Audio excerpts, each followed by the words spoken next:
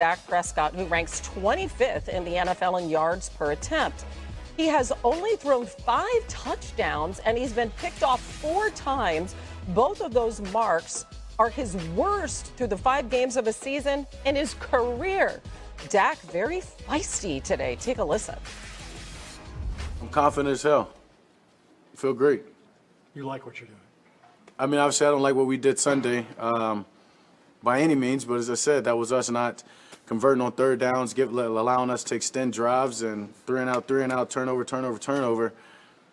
Yeah, I mean, you're going to get blown out like that in this league, and that's why, as humbling as it was, didn't see that. We didn't answer the response of their physicality, and but what we've put together, what the plan, everything that we've worked on back in the spring, I'd be crazy to lose confidence in that. Understanding all the work that we've put into this, hard, and it got hard Sunday. And the last thing we're going to do is give up and quit or say, hell, let's start from scratch and start over. Absolutely not. Gotta love the attitude, Swagoo. What are the biggest issues, though, that you are seeing with this offense, with McCarthy calling the plays instead of Kellen Moore is going to be on the other side this weekend? I think Dan going to remember this, and RC potentially. You remember years ago, D.O., I was so pissed off at Lombardi in San Diego for always standing Justin Herbert in the center of the pocket. Yep. That's what Mike McCarthy is doing with Dak Prescott. There is no nuance to this game. It almost seemed like against San Francisco, he abandoned the run early. Tony Pollard only had 8 carries. I don't know how you think you can become one-dimensional and beat the San Francisco 49ers. But with that being said, man, Dan has talked about this. RC has talked about this. We've had discussion after discussion about play action in the NFL now and what it means to have a quarterback under center, what it means to give those action fakes on the back end, what it means to have motion. This is a stagnant offense right now, and when I went back and looked at the 49ers game, it was super stagnant, super predictable, and there was nothing to confuse the defense outside of one motion from Turpin that turned into a touchdown. I'm going to be honest. You know, like something I really hate in life? I love movies and like TV series. I hate when they take a foreign TV and then they just put the words of English people over the mouths of like foreign words. And so the people are like talking and it's like, I'm going home. I really hate that. You know what I hate more than that? Watching the Cowboys offense. The Cowboy offense is like watching a foreign TV series that they just made English. When there is no nuance to it, like Marcus says, but the lack of creativity is making them worse players.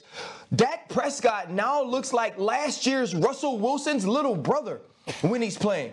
He doesn't have any excitement. And then he throws these interceptions and he looks to the sideline like it was somebody else's arm. No, that's you. Oh, my God. That's you that threw that ball. That's you. And so what Mike McCarthy needs to figure out a way to do is put some energy into this offense by creativity, by movement, by changing the launch point, getting the ball in Tony Pollard's hand in a different spot. And if they don't do that, this team won't win a playoff game. That has to change. It has about as much creativity as Russell Wilson's offense right now. Now, if the Chargers are going to win this one, that's true.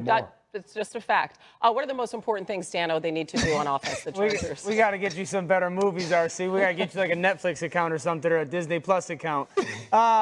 I think there's the big challenge in this game is their defense against a good Chargers offense. Justin Herbert's playing really good football. They can run the football out of 12 personnel, so that's going to be a big deal, especially with Leighton Vander Esch potentially out.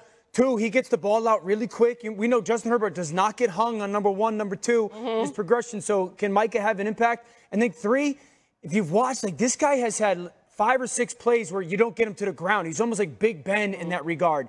When they get there, you better find a way to get him to the ground because he is a big, powerful dude. And if you don't, he makes big-time plays after he gets away. We are all on the Cowboys in this one by 4. And really, after all of that, RC, you have the Cowboys scoring 31 points in this one. Makes me nervous.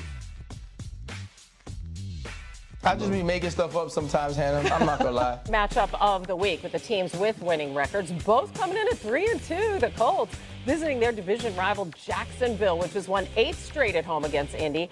Anthony Richardson on IR with that AC joint injury, leaving Gardner Minshew at quarterback, making his first start against the team that drafted him.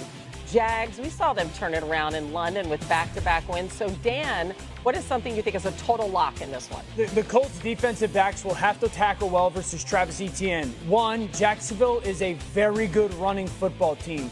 Two, one of the main things that they try to do scheme-wise is get their back on the unblocked defender, usually a second guy. And three, this guy, Travis Etienne, is one of the hardest tackles in all of football. Marcus, what's the key?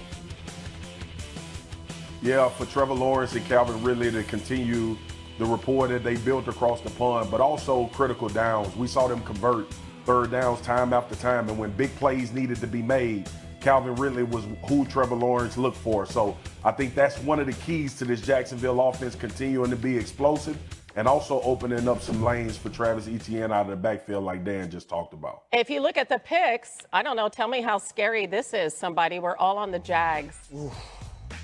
Oof. Is that bad? Ooh, the Gardner Minshew Bowl.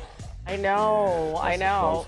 Guys, sometimes the film says what it says, and we have to make our pick on the film. It's okay. The boys went to London and got right, and they're going to bring it back to the mainland. Don't worry. Meanwhile, the Commanders at the Falcons featuring a meeting of the two quarterbacks taken in the 2022 draft. That would be Desmond Ridder and Sam Howell. Washington won with 3 straight losses. They've allowed 30-plus points in 3 straight games. He's sacked an NFL high 29 times. Ridder, this is so weird. He's 5-0 at home, 31 at home, including college. Marcus, what do you see as a stone-cold lock here? Yeah, I think it's a lock that this Washington Commanders defensive line will get to Desmond Ridder at least 3 times in this game. They are big, they are physical, and they can push the pocket with Payne and Allen from the center. And it seems like Chase Young is trying to get back to being his old self. All right, Dano, what's the key? The Washington secondary versus the size of Atlanta's perimeter players. Kyle Pitts, Drake London, they're 6'4", 6'3". Just the ability for that offense to take one-on-one shots against the secondary that really struggled last week in one-on-one football versus players like DJ Moore. That's going to be a huge key in this football game. We are all on the Falcons in this one, which means Desmond Ridder in his career theoretically would go 32-0 at home. Isn't that crazy? Including college. Yeah, of course, including college. Yeah, he's never lost at home. As well, What? yeah. He's never lost a home game ever. That's a wild stat. All right. I Just mean, learning a little something. You know what they say about playing in Cincinnati and Atlanta? Right. What is I all don't that? actually know what they say. No greater home advantage. You know what I don't know what they say. Hey, speaking of Bijan You know what they Robinson, say. what does this mean for him in fantasy? We're checking with AI-generated fantasy Fly insights. to Atlanta the day of the game. Fly to Atlanta the day of the game. Guys, fellas, you're not even letting me read my IBM fantasy insights here. Sorry, You had a sorry. high projection of 20.8 fantasy points, 8th among running backs, but That's it? I couldn't get a chance to say that because we're having a little Friday the 13th moment here. We're just We talking blame all Marcus in that great all the streak. I'm goodness. just trying to